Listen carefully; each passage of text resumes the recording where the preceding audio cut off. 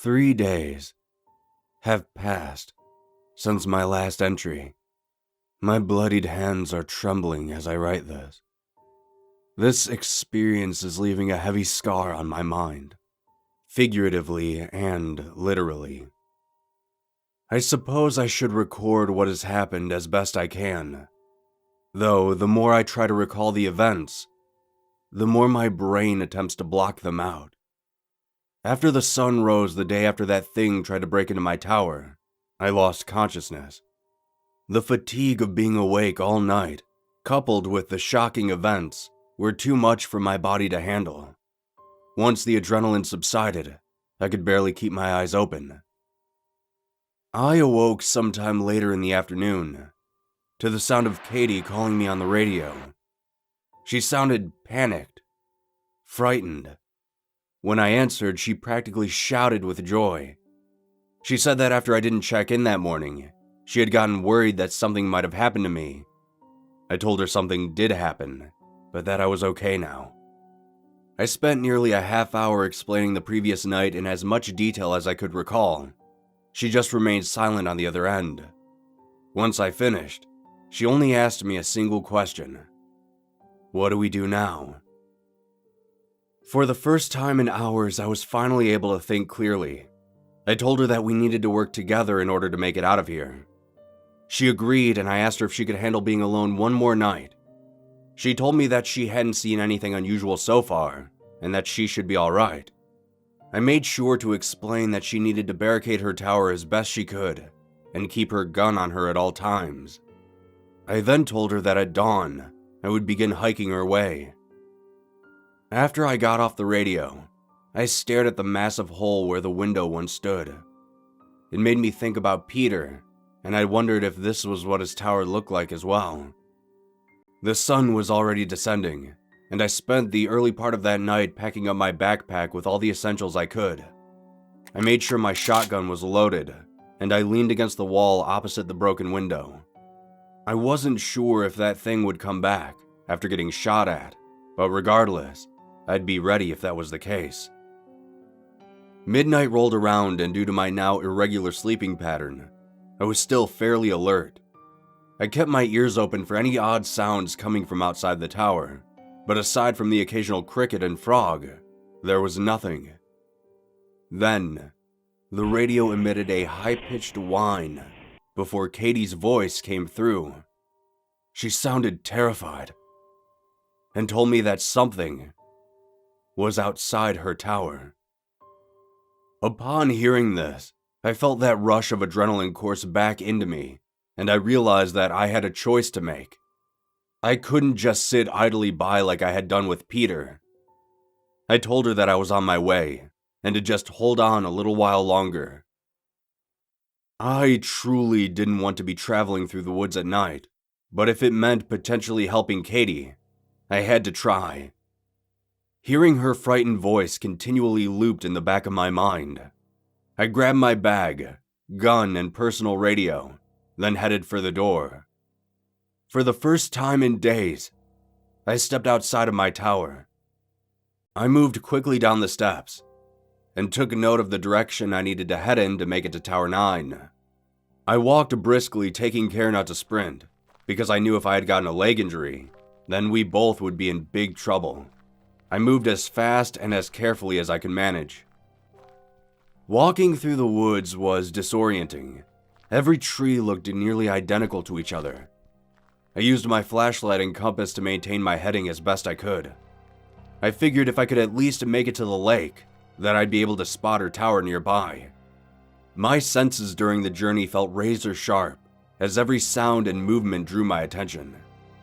I had made no note of the time when I left, nor during my trek, but it felt like I had been walking for hours. Traversing the uneven terrain was beginning to take its toll on my legs and feet.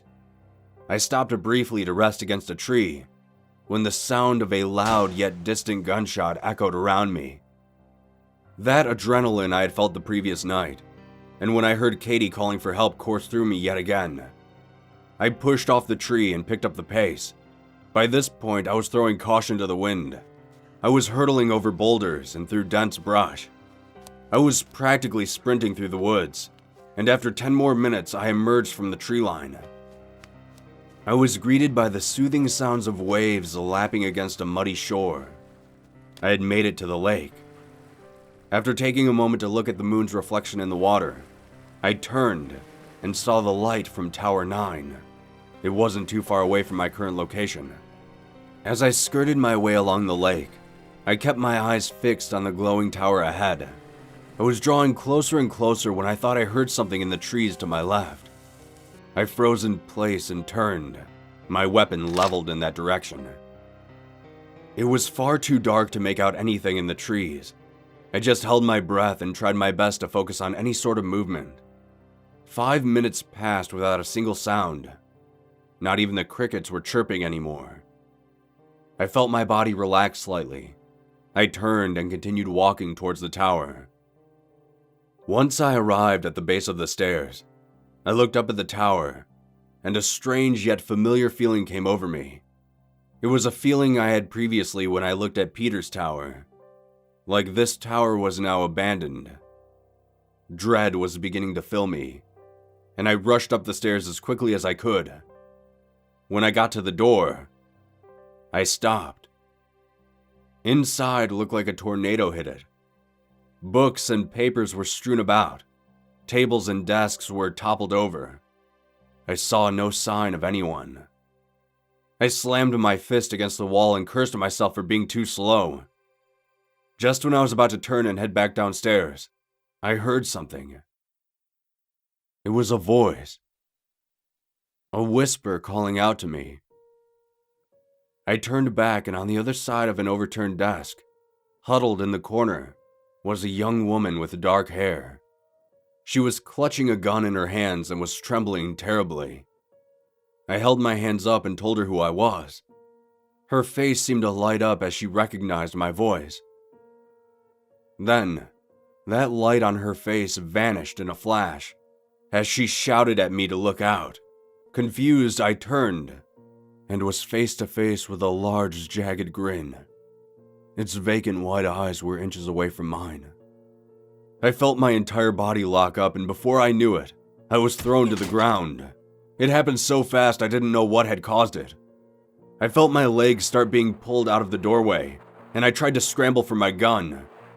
It was no use. I was already being dragged forcefully outside. The creature was gripping my leg with such force that I could feel my shin starting to crack. It jerked me around one of the corners of the stairs, slamming me into the railing. My head impacted with the wood, and I could feel blood dripping down into my eyes. I tried screaming for help, but every step I hit while being dragged took the air out of my lungs. We were halfway down the tower steps when a gunshot sounded. The creature that was holding me reared back and unleashed a deafening screech. As it did that, it threw its arms to the side. I was still in its grasp, so I went tumbling over the railing and fell from the tower. That was the last thing I remember. I woke up a day and a half later to Katie speaking nearby. I sat up and immediately I could feel pain shooting through my leg and head. Katie saw that I was awake and came over to ask me how I was feeling. I could barely speak, and she told me that everything will be alright. I asked her what had happened, and she said that after she shot at the creature, and it dropped me, it took off down the stairs into the woods. She carried me back up into the tower and bandaged me up as best she could with her tower's first aid kit. I was surprised that such a slender woman was able to lift me back up multiple flights of stairs. I guess you really can't judge a book by its cover. She said she had been trying to call for help every hour, on any frequency, but haven't been able to reach anybody. I thanked her for saving my life, and she thanked me for trying to save hers. I asked her about that night, and she said that she had heard something climbing up her tower when she called me, but didn't see anything. And when I asked her about the gunshot, she pointed to the roof. She said she remembered what I had told her about the creature climbing onto the roof of my tower. I looked up and saw multiple holes letting in faint sunlight in the roof. She said she never actually saw the creature. She just panicked and fired. It wasn't until I showed up that she saw it for the first time. She made us some food, and I spent that evening trying my best to recover. Despite my poor health, I convinced her that we needed to take shifts to keep an eye on things until we could get in contact with somebody.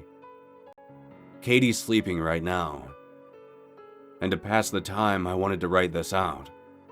However, it's proving difficult with my shaking hands.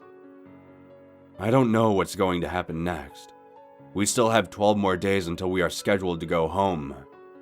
With my messed up leg, I doubt we'll be making a run for it. I'm just glad I'm not alone anymore. I know between the two of us, we can hold out until then. We can make it out. I hope we can make it out.